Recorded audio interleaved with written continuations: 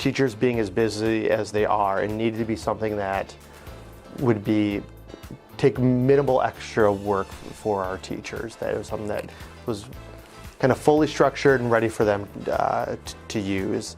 That was one barrier that we kind of needed to make sure was taken care of before we started. But then it was really what's best for kids. And there was no risk involved for us because we knew that kids reading extra was only going to benefit our students. So those were a couple of the things that really mattered most kind of early on. So it might be a little bit surprising to me with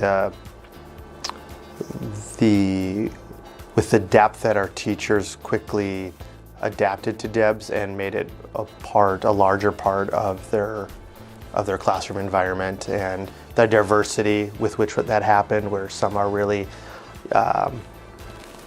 making that almost a requirement for their kids, where others are finding different ways to really encourage that participation.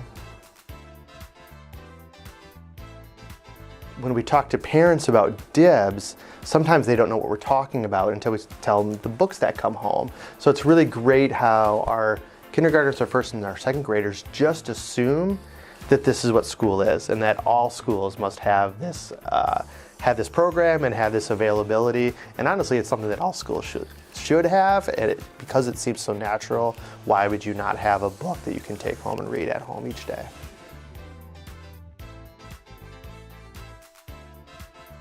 So I would definitely tell their principals, if you're not sure whether to take it on or not, there's just no risk. There's no downside to bringing DIBS in. Like I said, it's not extra work for your teachers. They're going to embrace it. Having students read extra obviously can only have benefits. The reports, the information we're gaining about our students is super helpful. And not to mention, being able to then use that as another indicator for how our students are doing. But most importantly, that other classroom to home connection. For me, that was also really important.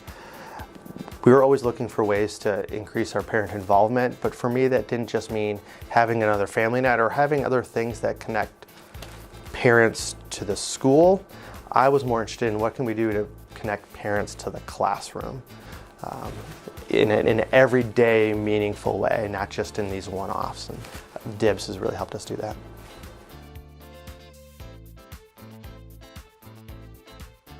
It's always actually a lot of fun when we get new parents coming in, or when we're at a kindergarten roundup, and we've got this great DIBS board, and there's this real concrete thing we can say to new parents.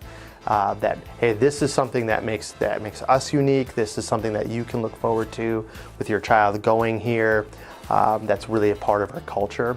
So it's always one of the first stops and most proud stops is at that DIBS board when I get to tour new families.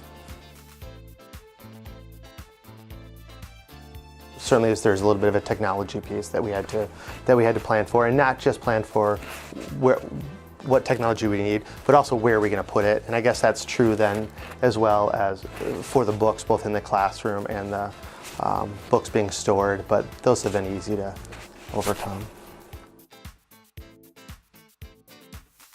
Pretty much any time I have an opportunity to speak about our school, I'll take an example. We recently had our Title I monitoring review. There were so many different aspects of that I was able to use DIBS as an example for how we meet the needs of our students, whether it be student participation, parent participation, supports for struggling readers, supports for high ability learners. There's so many different aspects that DIBS has been able to support our students on, and again with minimal extra work from staff.